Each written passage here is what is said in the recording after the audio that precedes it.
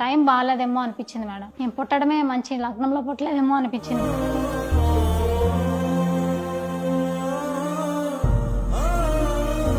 Hi friends, welcome to my channel.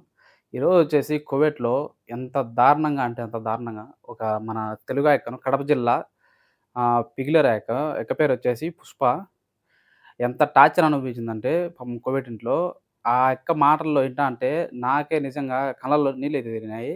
అంతలా చేశారా అని అనిపించింది. నిజంగా క్లోరెక్స్ దాకా కాడికి పోయింది ఆ ఎక్కైతే.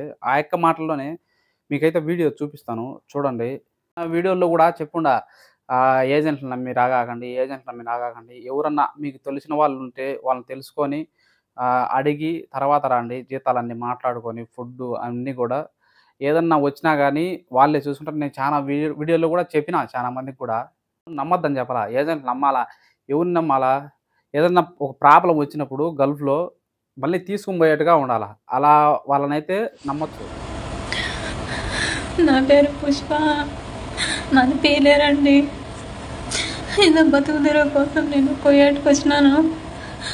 నాకు 2 పిల్లలండి. నాకు నా భర్త కూడా లేడండి. పిల్లల్ని పోషించుకున్నామని చెప్పేసి నేను ఇక్కడికి వచ్చినానండి. ఇక్కడ వీళ్ళు టార్చర్ చూపిస్తున్నారు. ఫుడ్ 2 రోజులు అయింది తిని, కనీసం పడుకునేదానికి రూమ్ ఇయ్యరు. ఫుడ్ అడిగితే కొడతారు, తిడతారు. క్లోరెక్స్ తాగుదామని పెట్టుకుంటే గడబట్టితో వేసినారు. ఏం చేయాలో అర్థం కాలేదు. ప్లీజ్ సుమన్ టీవీ ఎంతోమందికి మీరే హెల్ప్ చేశారు.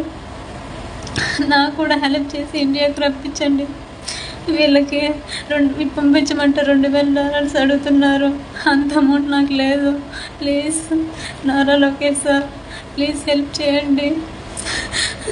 నేను ఇక్కడ ఉండలేకపోతున్నాను. వీళ్ళు టార్చర్ చూపిస్తున్నారు సార్. ప్లీజ్ హెల్ప్ చేయండి సార్. నా పిల్లలు అనాథలు అయిపోతారు. నేను అంత అమౌంట్ కట్టలేను సార్. ఎంతోమంది హెల్ప్ చేశారు కదా. ప్లీజ్ సార్ హెల్ప్ చేయండి. కొడుతున్నారు సార్. ప్లీజ్ నారా లోకేష్ గారు హెల్ప్ చేయండి. ప్లీజ్ సార్ చంద్రబాబు నాయుడు గారు, ప్లీజ్ సార్ నన్ను ఆదుకోండి. ఎంతోమంది హెల్ప్ చేశారు. పవన్ కళ్యాణ్ గారు, ప్లీజ్ హెల్ప్ చేయండి సార్. ఎంత బాధ అనిపించినదంటే చూసినారు కదా మీరే వీడియో ఎంత బాధ అనిపించిందో. ఇప్పుడైతే మొత్తానికైతే ఇంటికైతే పోయింది అక్క. ఇంటికి పోయి కూడా సుమన్ టీవీలో ఇంటర్వ్యూ అయితే తీసుకున్నారు వాళ్ళు. చూడండి ఆ వీడియో కూడా మీరు ఇప్పుడైతే. వీడియో చేశాను కదా, అప్పుడు బాత్రూమ్ నుంచి వచ్చిన తర్వాత ఫోను అంతా లాగేసుకున్నారు వాళ్ళు. కొట్టారమ్మా ఆ రోజు, మీరు భయపడ్డారు కొడతారు. అవును మేడం, ఒకేటి కొట్టాడు ఆయన.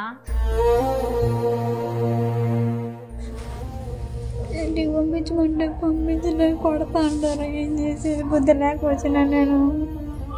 ఈజా తీసినాడు, చచ్చిపోమంటున్నాడు. ఏం చేసేది? నా టైం బాగాలేదేమో అనిపించింది మేడం. నేను పుట్టడమే మంచి లగ్నంలో పుట్టలేదేమో అనిపించింది.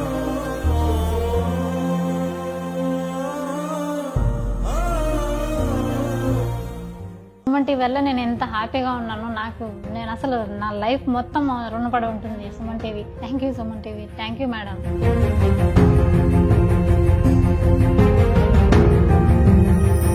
నా పేరు పుష్ప అండి. ఏదో బతుకు తెరువు కోసం నేను కువైట్కి వచ్చినాను. పిల్లల చదువుల కోసం. కదా వీడియో.